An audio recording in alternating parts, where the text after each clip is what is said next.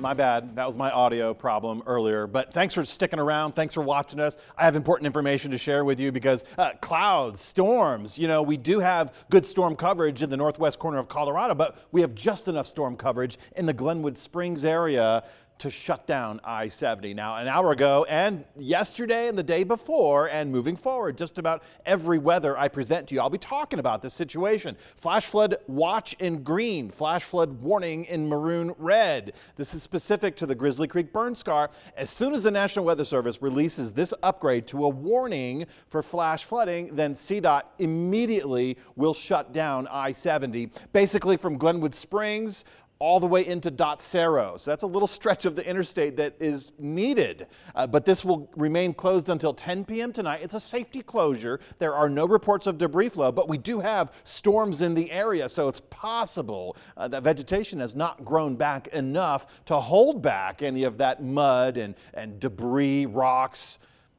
etc., etc. So this is our situation. This is going to be our summer again with a more active thunderstorm pattern this summer.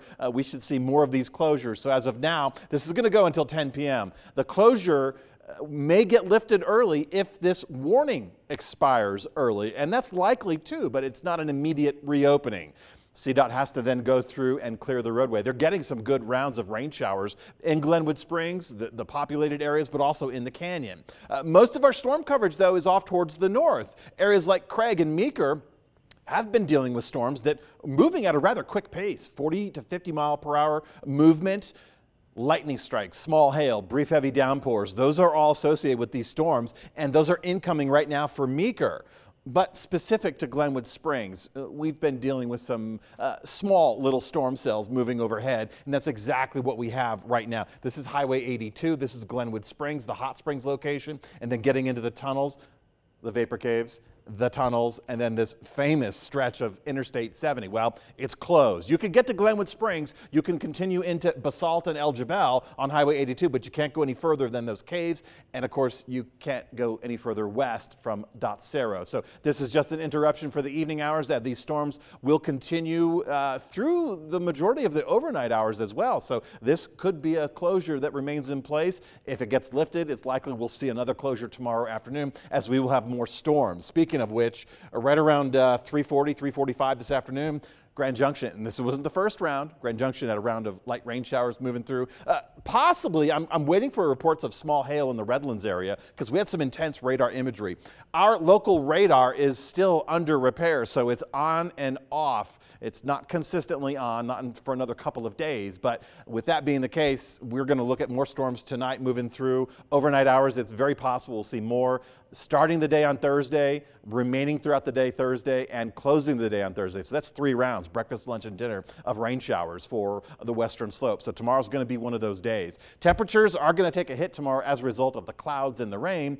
Not so much today. We were in the mid 80s, low 90s. We're topping off basically pretty close to the averages for this time of the year, but we can't say the same for Thursday. And Friday may be one of those days as well. I do expect more storms to continue throughout the next couple of days.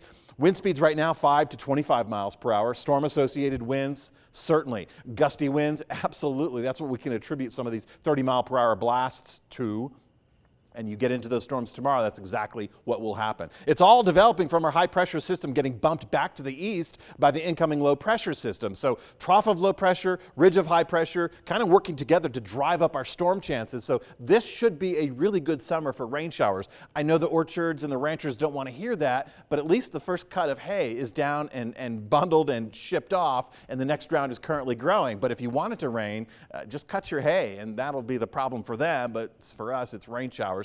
And the ranchers don't need the extra rain, especially come harvest. But nonetheless, we get through Thursday and Friday, and even scattered throughout the weekend, we could be dealing with plenty of rounds of rain showers. If you're in the mountain zones this weekend, you need to be concerned with lightning safety. You need to be concerned with flash flooding issuances because storms will be moving through the mountain zones and water will be moving swiftly. If you're in Utah, eastern and southern Utah, slot canyons, flash flooding is a big concern there. Temperatures for the next couple of days trimmed back due to the storms throughout the day.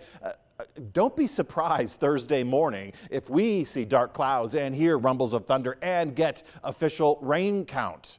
So we'll be looking at scattered showers moving through multiple times throughout the day on Thursday, and that'll continue into Friday. I'm expecting more storms on the weekend than these icons indicate. Of course, it's a long holiday weekend, and that means a lot of people are going to be out celebrating, so you're going to want to pay attention to the forecast for those windows. But the good news is, once we get to the late weekend, beginning of next week, we start to, I don't want to say clear and dry, but we start to lose that major monsoon influence. We still will have straggler storms, but these widespread showers should be not so much beginning next week.